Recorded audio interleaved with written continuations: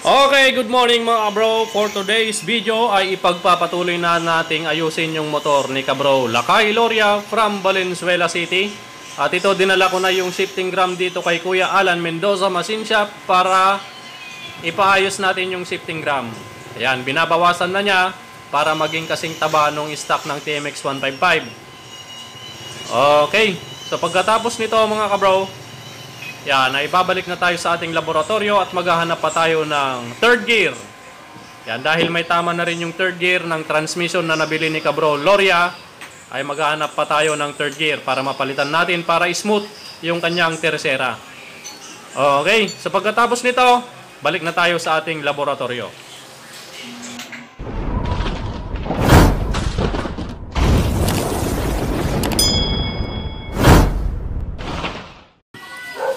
Okay, to be continued mga kabro yung motor ni Boss Lakay Loria.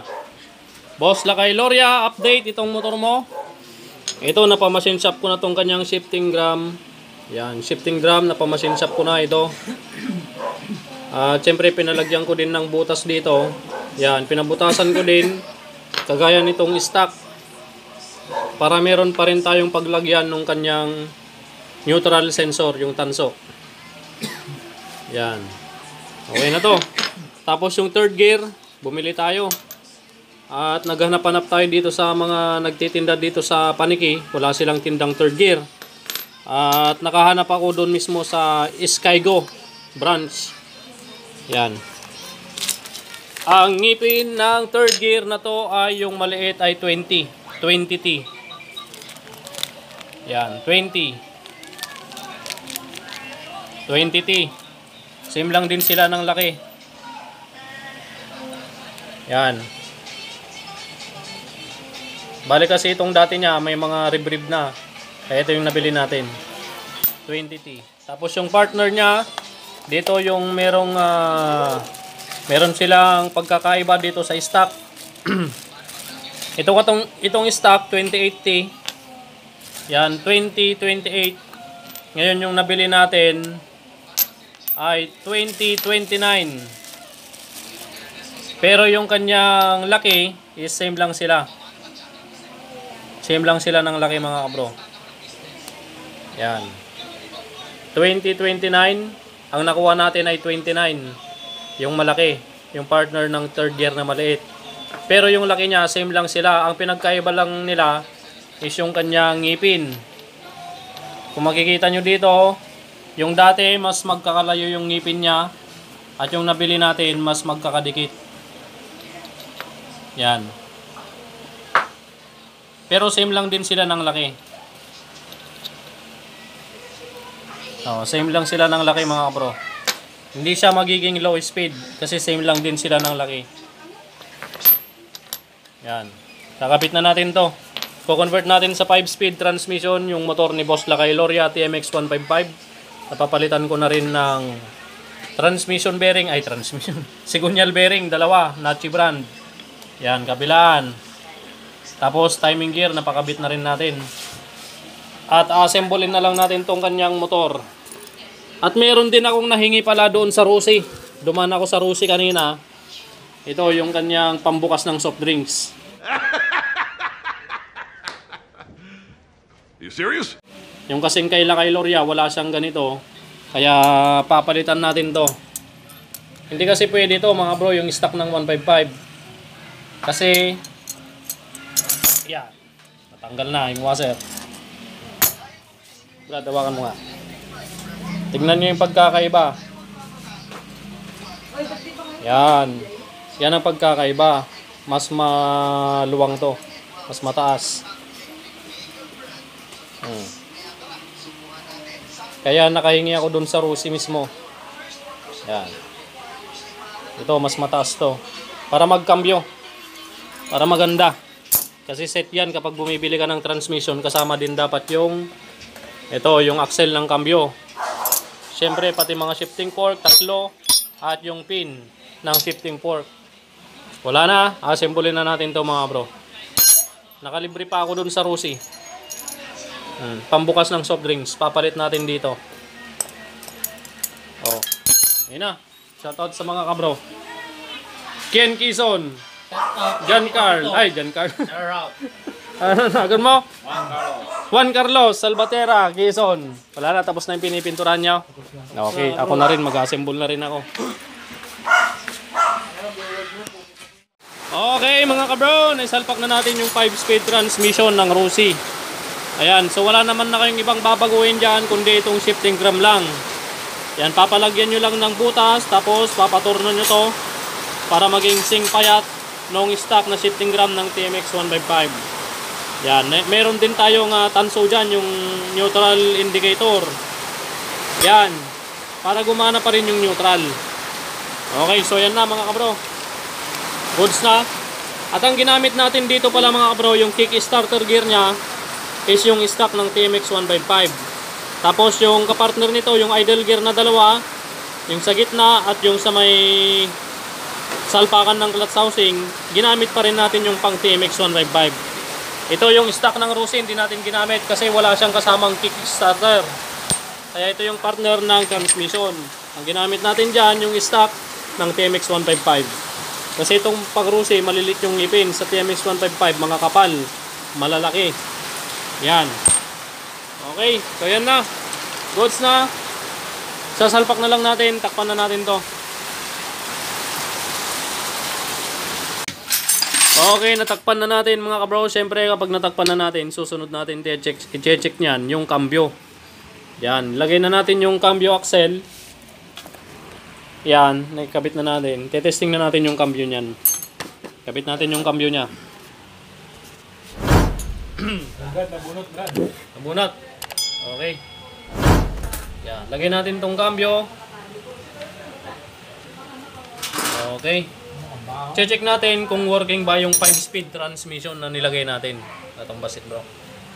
Yan. Tagal nito ulo, mabumbun to.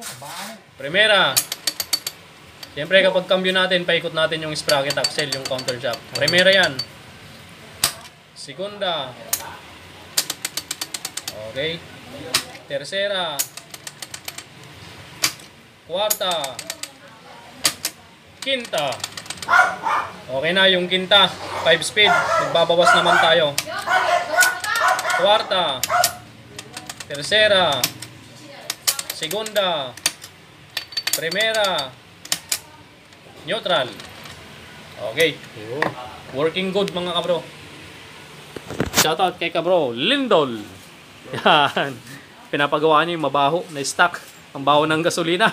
At yung ban ni Brother Joby Kayanan. Okay, goods na yung transmission. Kompleto na yung cambio. 5-speed transmission. Dito na tayo sa panggilid. Magsasalpak. Pakita na lang namin sa inyo mamaya mga bro pag nabuo na natin to. At kapag napaandar na natin itong kanyang makina. Excited na daw yung may-ari. Yan, excited na daw si Kabro Lakay Loria sa kanyang motor. Yan. Si Kabro Lakay Loria may trabaho siya ngayon kaya iniwan na niya kahapon tong kanyang motor. Oo nga, Brad. Yan. Nagdra-drive na ng eroplano si Boss Loria. Nagdadrive na ng eroplano. Meron na tanggalin sa kamay. Ha? Baho. Sabi ko sa iyo eh. Sabi ko sa iyo eh. Ngayon ka lang nakachamba ng ganyan now. Sabi ko sa iyo eh. Kaya sa iyo namin pinagawa eh. Hindi pangalawa na. Ano yan? May ginawa pa na hindi mo, Brad, yung mabaho din. Oh. Okay, goods. All working yung 5-speed transmission. Smooth na smooth magkambyo. Sunod na natin dito, buuin na namin to. Ayan, si Brother Joby. Nakachamba ng na-stock. Boss, ganito palang amoy ng nung stock ng gasolina. Oh. Sakit sa ulo. Oh, masakit sa ulo kahit sabunin mo yan. Ilang ulit mong sabunin, matagal. Matanggal yung baho. Okay, continue. Pakita namin sa inyo mamaya. Okay, dito tayo sa bandang clutch side mga kabro. Yan, dito sa kanyang spline washer dito sa may housing. Kapag ganito yung transmission na nabili nyo, yung circlip ang lock. Okay, yung gagamitin nyo ditong spline washer ay hindi yung stock ng 155, yung makapal. Kasi kung ito yung gagamitin nyo mga kabro, hindi nyo na mailalak yung circlip dito kapag nilagay nyo yung lining. Ito. Papakita ko lang para makita ninyo. Yan. Dito. Yan, maiksi na lang yung nakalitaw dito. Tapos yung bahay ng circlip, hindi nyo na mailalagay kasi makapal yung... Natanggal bro. Hawakan mo nga. Yan. Kasi makapal yung spline washer. Kaya dapat palitan nyo ito ng mas manipis, yung kagaya ng mga CG125 pang Rusi. Yun. Ganun ang ipalit nyo dito, yung manipis. Kagaya nito. Yan. Manipis ang ilalagay nyo para may lagay nyo yung circlip dito. Papalitan natin ng manipis yan. Tatanggalin na natin yung stock ng 155. Yan. Tapos, lagay na natin yung lining. Tapat ba, bro? Yan.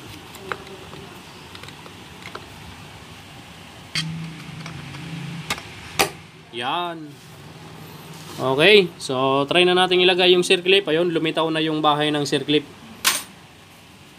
Yan. Lagay muna natin mga kabro.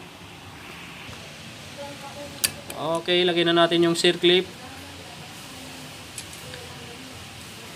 Yun. Kita nyo mga bro. Swak na swak.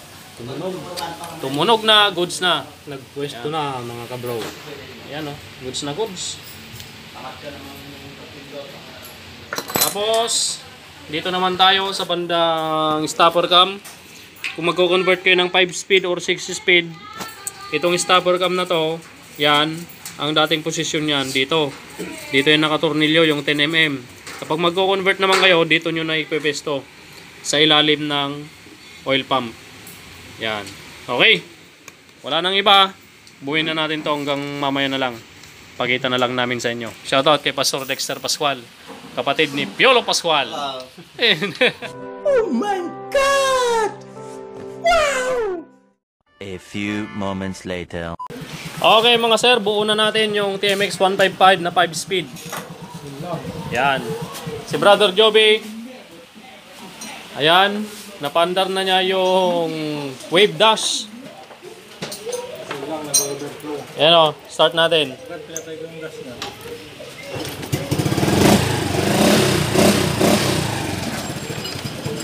Ayan, mandar na yung panis na gasolina. Oh, patay na natin. Okay, salpak na lang natin to sa chassis para mapandar na natin. 5-speed TMX 155. Oh, TMX 155. Alright mga sir, tapos na po. Papandarin na po natin yung 5-speed transmission conversion sa TMX 155. Boss Lakay Loria, ito na. Siyempre, check natin muna yung neutral. Yun.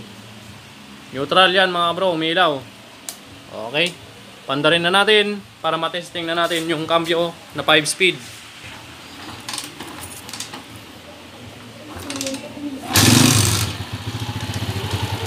Yan, andar na mga kabro.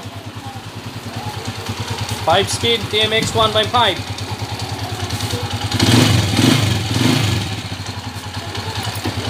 Yan, record na lang natin mga kabro. 5-speed transmission.